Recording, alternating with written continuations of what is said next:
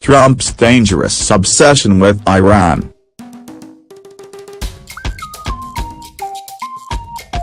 In America's fevered political landscape, supporters of President Trump often cast criticism of him as a symptom of a condition, Trump derangement syndrome. Trump's opponents are so possessed by their contempt for him, the diagnosis goes, that they embrace positions and pursue policy goals they would never consider in any other context.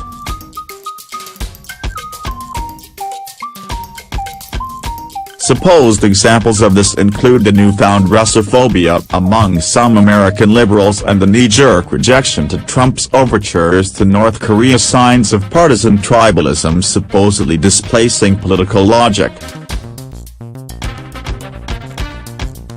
But Trump and his lieutenants are guilty of their own derangement syndromes, most conspicuously when it comes to Iran.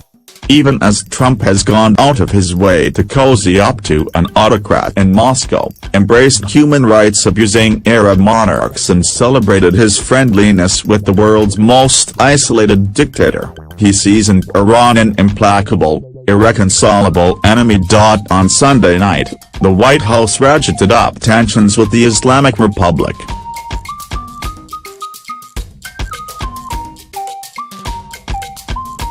Trump issued a dramatic tweet, addressing Iranian President Hassan Rouhani in all caps, "Never, ever threaten the United States again or you will suffer consequences the likes of which few throughout history have ever suffered before." To Iranian President Rouhani, "Never, ever threaten the United States again or you will suffer consequences the likes of which few throughout history have ever suffered before."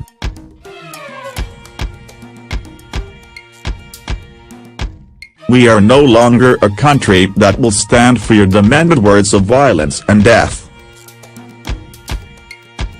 Be cautious. The tweet received a bullish reply from Mohammad Javad Zarif, Iran's foreign minister, the following day. Color US unimpressed, the world heard even harsher bluster a few months ago.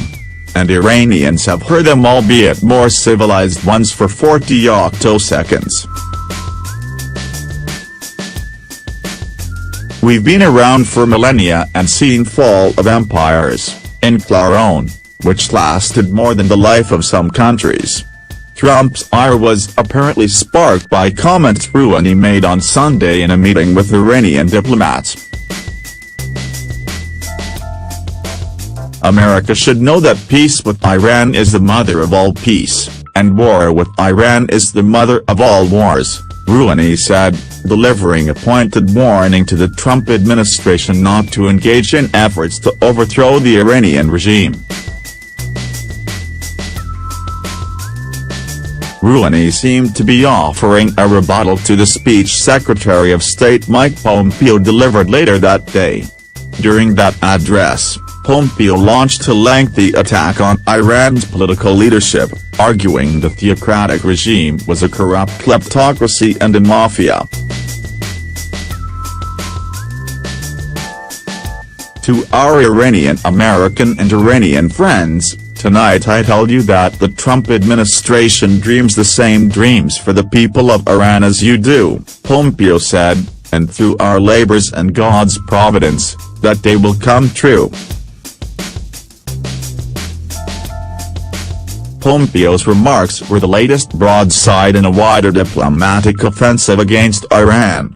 Since reneging on its end of the nuclear deal with Iran, the White House is pushing for renewed and tougher sanctions on Iran and has cheered dull glimmers of protest within the country. Trump has also consistently cast Iran as a global menace, parroting Israeli Prime Minister Benjamin Netanyahu's talking points about the country's corrosive influence in the Middle East. There is no doubt senior Trump administration officials want regime change. Pompeo and many of his former colleagues on Capitol Hill court the support of anti-regime outfits in the Iranian diaspora that have little clout at home. National Security Advisor John Bolton, who has spent much of his career saber-rattling at Iran, issued a statement reiterating Trump's threats. "I spoke to the president over the last several days," it read, "and President Trump told me that if Iran does anything at all to the negative, they will pay a price like few countries have ever paid before."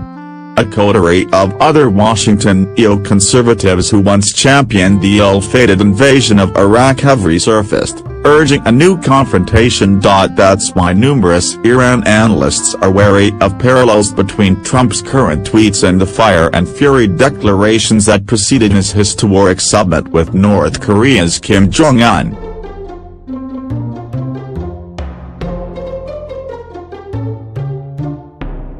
Unlike the case of North Korea, enmity with Iran is quite ideological in this administration, said Olives of the International Crisis Group. Meanwhile, Rouhani's position is growing weaker. Many Iranians now pin the country's slumping economy on the president, angry that the nuclear deal has not delivered the economic benefits he promised. The hardline forces Rouhani once maneuvered against are ascendant. The Trump administration has strengthened the hand of hardline Iranian factions, in the clerical and judicial establishment as well as in the Revolutionary Guards, who always said it was a mistake to strike a deal with the U.S., reported Najma Bozorg of the Financial Times. These groups, who believe their position has been vindicated, have been able to use the threats from Mr. Trump and others to reassert their authority, adding to pressure on Mr. Rouhani, whose credibility has been badly damaged by his failure to keep the deal and new economic curbs from Washington. That could provoke a backlash from the regime, via its proxy forces in various corners of the Middle East. Western countries should be aware that if they put too much pressure on Iran, it could unleash radical Shia forces and trigger a new wave of Islamic radicalism, added Hossein Merashi, a reformist politician in Tehran. That may be exactly what Washington's own hardliners want. On Sunday, Pompeo dismissed any prospect that there are real political differences in Iran, arguing that Rouhani and Zarif are merely polished frontmen for the Ayatollah's international con artistry. Their nuclear deal didn't make them moderates, it made them wolves in sheep's clothing. Trump's lieutenants are positioning themselves as champions of revolutionary change within Iran or for armed conflict with an increasingly cornered adversary.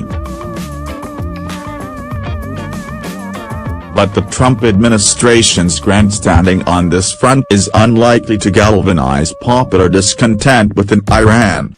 The more the U.S. threatens Iran, and the more ordinary Iranians have to deal with economic hardships, argue Vez, the less motivation Iranians may have for pursuing any kind of radical change. Leadership in Iran, Vez told Today's Worldview, is skilled at survival and content to batten down the hatches and wait out the Trump administration.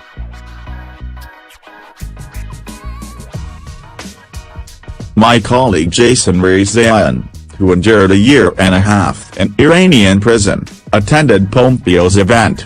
For all its zeal for change, he observed, the Trump administration is simply the wrong messenger. Most of what Pompeo said about the depravity of Iran's rulers was true, wrote Rezaian, but when coupled with U.S. moves that directly hurt Iranians, specifically, stiff economic sanctions and the recently upheld travel ban, it is difficult for the administration to support its own claims that the well-being and prosperity of Iranians matter.